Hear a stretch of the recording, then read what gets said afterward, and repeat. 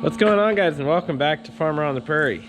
Today Dad and I are doing a warm, sunny March day activity, and we're gonna move some machinery around to try and get things where we need them to work on them. So we're gonna basically empty this shed out and move some stuff here, and then we're gonna take the combine home and get a couple things at home. So moving everything around.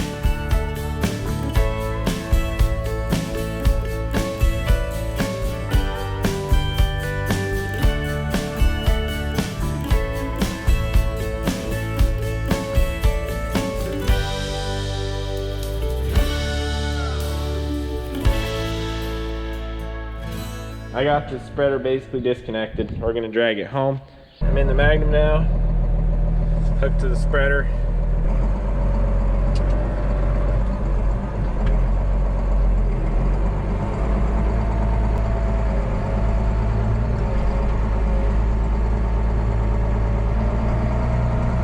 Okay, we're home now. I'm going to unhook this spreader so we can put the other drawbar in this tractor and hook up to the planter.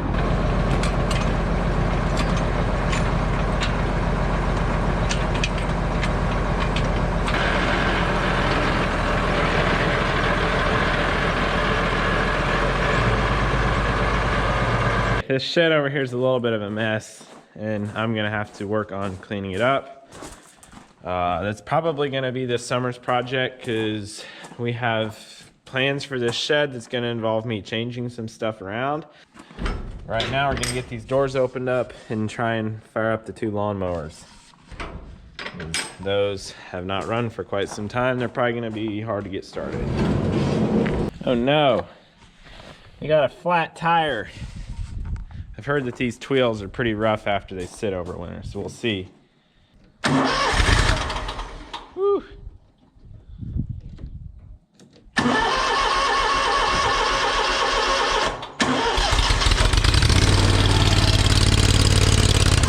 Okay, how's this one gonna do? Got oil.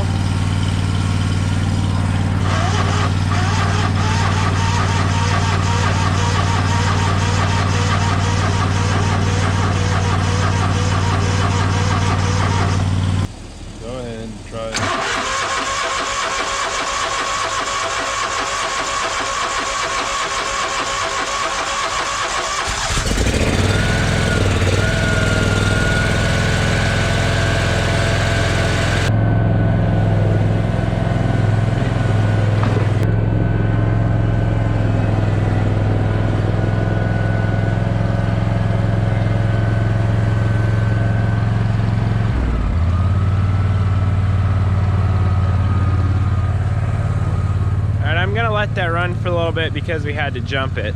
Now that we're done spraying bedding pack with this for a little bit, Dad and I are going to get the litter splitter attachment and put it back on here so it's ready to go for spreading chicken litter.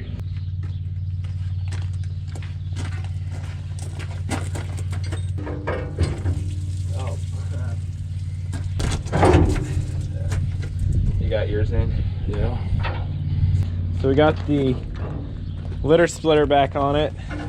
Basically what this does is it fills in all the void here so that the beaters are in really close contact to it, and it doesn't allow it to spread any large clumps. Because the whole way around, even down here, you're never going to have more than 1.5 inches of the beaters not touching it. The theory is it's supposed to spread really well. I imagine it's going to be a pain to wash up with this on here, but hopefully it does a nice job. So now to hook up to the planter, we need to pull this drawbar out, put this drawbar in.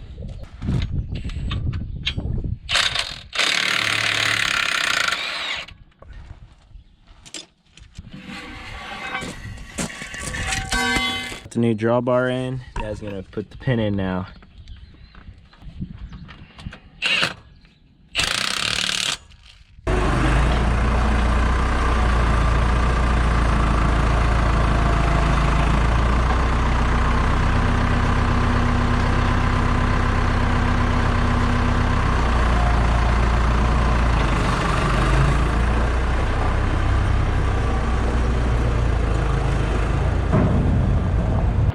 It's that time of year again where we get to see this planter.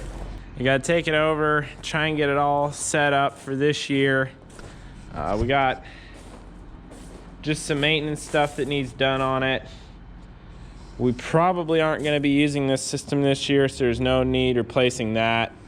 We're kind of in the transition to organic. We're realizing this planter is not really what we need anymore, but we're not ready to sell it because we still want to do 15-inch beans.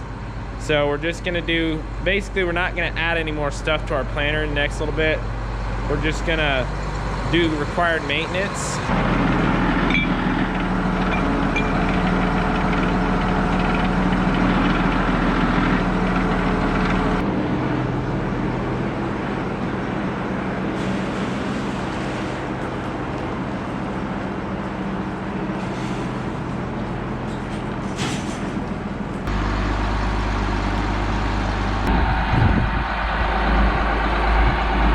Taking our planter over to John's. We gotta snake through this little area here, and once we get the planter over to John's, we'll come back with the tractor empty so we can pull the disc home. Our cereal rye is starting to come up out there, so most of our ground ahead of conventional soybeans still got cereal rye planted this year. They'll just get burned down when it's about a foot tall. The corn all had oats planted at it. I don't know if any of the oats are going to come up, but as soon as the first fit window is, we're going to spread chicken litter on all of our corn ground and then field cultivate it. So, you know, the probability that there will be many oats around is not very high. Anyhow, combine a bunch of different things, and we'll see how we end up doing this year. I'm hoping that we get a really good corn yield, because that all cost a whole lot of money.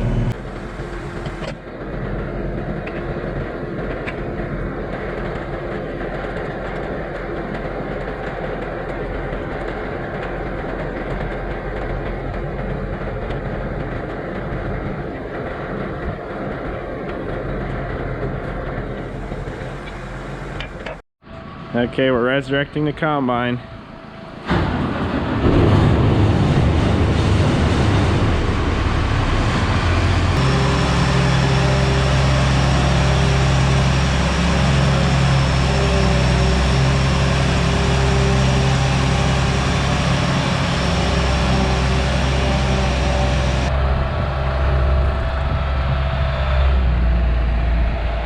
We're jumping in the combine now. Take this thing home. Dad's gonna take the tractor, and we're gonna finish moving stuff around. We're cruising down the road in the combine. The tires actually did not flat spot this bad, or that bad this go around on here. It's not too bad at all. Just cruising down the road at like 19.5 miles an hour. It's gonna be a long time till I get to use this thing again though. About 5 months, because beginning of July we'll hopefully be doing oats, so 5 months from now. Now I need to move this ripper.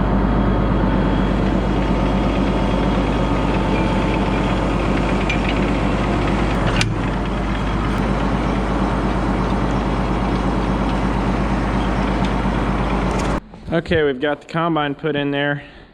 The ripper's back over there.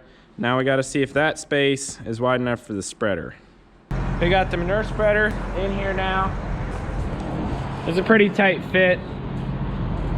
You can see we've got that much room there. We've got about 1.5 inches at the back. We actually started up the combine and moved it that way. But over on this side, I can just barely, if I kind of jump, lift, and squeeze, actually, next time I go back there, I'm probably gonna jump on the tire and climb up there. It's tight, but we got it in. Dad's gonna get the grain cleaner, and we're gonna put the mowers back in. We should be good to go. Stop. I don't think you're gonna get it back here.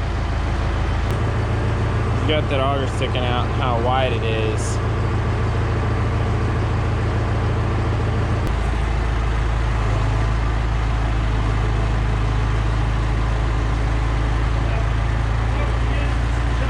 Okay.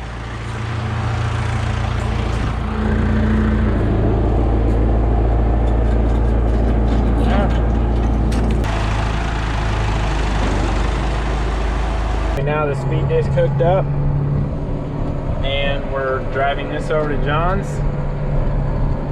And once we get it over to John's, we're gonna unhook it there. We're having a few issues with the finish that it's leaving behind, so we got a hold of Great Plains. They're trying to figure it out, but I want to have it in a place that when they do, we can hook it up to our tractor, pull it outside, and work on it, get it all set up correctly. All right, got the tractor and speed disc at John's here. Now we're gonna go in here. We're going to mess with a couple pallets. We're gonna move some stuff around, and then we're going to get our tine weeder, possibly even the rotary hoe, and we're gonna move all those over that spot I prepared in the hoop building, because we need to work on the planter in here, but to work on the planter we need to unfold it. So it takes a little bit of this, that, and the other, but we'll get there. I just modified this, or I shouldn't say modified, but this right here is an adapter to go from an American 3-point quick hitch to this European style 3-point attach. The reason that they're different is because the Europeans have 2-point quick hitches, which essentially grab and hook the bottom 2 points, and they have a third length that goes into here. So they have basically a hybrid between quick hitch and standard 3-point. Whereas Americans have a big frame that's called a quick hitch. So they make these pockets too deep. I'll show you why here. Because the distance from the face of this to the middle of this hook is smaller than that is on there. The guy who imports these tine weeders and sells them has these custom made. Now the only problem was these plates were not in a perfect line, and when I tried putting this pin in the top hole to fit our category 2 quick hitch, the pin would not line up with this over here. So I took a grinder and I ground a little bit off of this side of the hole, and then that side of the hole, like this side over here, this side over here, and I was able to pull the pin and push it so that it was able to go through the hole. Once I did that, I tightened it back down. So now I'll put that on the quick hitch of the tractor, and then I will back the tractor up, attach that, and then when I want to set the tine weeder down, all I have to do is open the levers on the quick hitch and set it down. Okay, we're gonna put the 3-point adapter on now.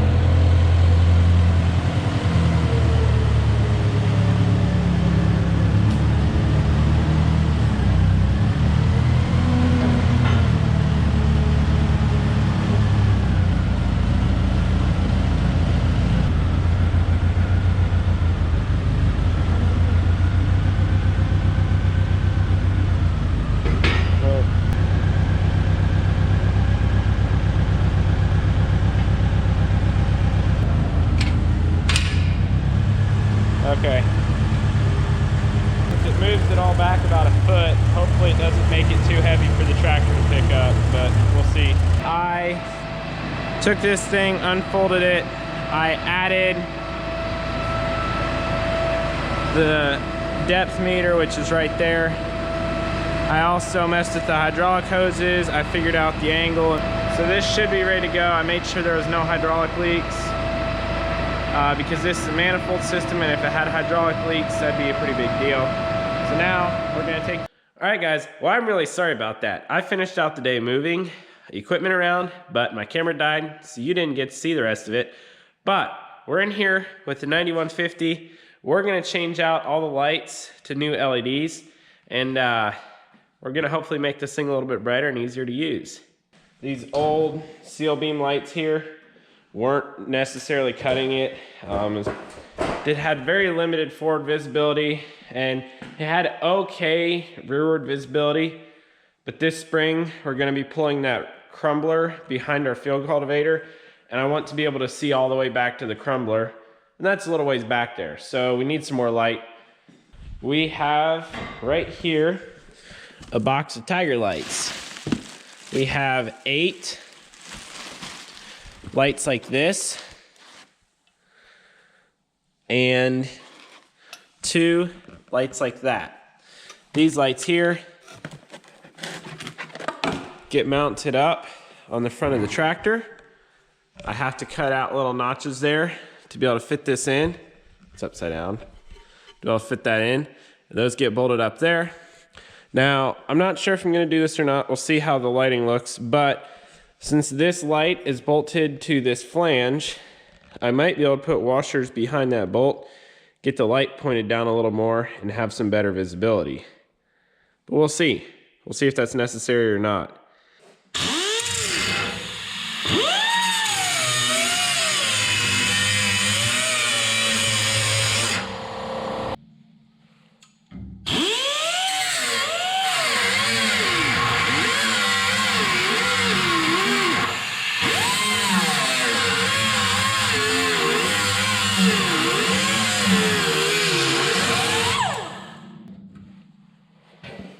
If it fits like a glove. So one of my bigger concerns with these lights was the fact that since this grill basically points straight forward, that these lights were just going to point straight forward and do basically nothing. So I got creative here and I bolted them down as tight as I could on the bottom, and up the top I put a nut behind there and spaced it out and then tightened it up. And then I also tipped the light a little bit inside the frame. So now when we look at that light in connection to the hood, it points down. Hopefully that will result in us getting a better beam pattern on the ground with the light. That's my goal anyways. It's got to be better than it was. I have both the headlights rebolted back in now. Both of them are sloped down. So right there you can see we have the low beams on. Yes, it's very deceiving, but I promise the top lights are not on. Woo-hoo-hoo! That's bright! All right, y'all, that is a massive improvement, but pardon me while I try and get my vision back. Anyhow, those lights are significantly better. They hooked up just fine. I'm gonna crawl up and try and do the lights on the cab. Once I get all the forward-facing lights done, then I'll do the ones on the back. All right, I got a light installed up there, you can see, and then that one up there. Take you guys up real quick and show you how I got that light installed. I turned the bracket around so that the light sits closer to the cab. I angled it so it's perfectly pointing at that front corner there so I can get the other side at the same angle. I ran the cord through the bolt there, coiled it up, zip tied it to that. Made my Deutsch connector up, which is plugged in right down here. I did get this cleaned up a lot more. This used to just be a mess of wires around here rubbing. So these grounds are bolted back there. And then I went and I zip tied all of the wires to the grounds there so that they don't move around at all. You can see we're a lot better. I'm gonna put this back up, put it in there, bolt it down, and then re-aim that light once I'm all done. Another thing that we did here on this 9150 is, I don't know if you can tell, but there's diesel fuel in a very large circumference because this is a vent for the fuel tank, and it kept basically bringing fuel up through every time it splashed. So we put this extension tube on it, a little coupler, and then that deal on there, and hopefully that will keep it from splashing as much. We'll see though. Might have to modify our design, change it up a little bit, try and keep it from splashing, but we'll get there. All right, here's the finished product.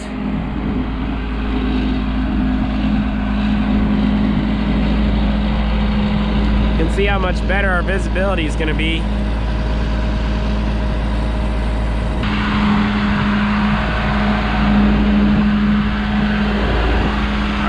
Visibility is pretty good as well. All right, with that being said, guys, that is all for today's video. Thank you so much for watching. We have a tractor with very bright lights now, and I will see y'all next time.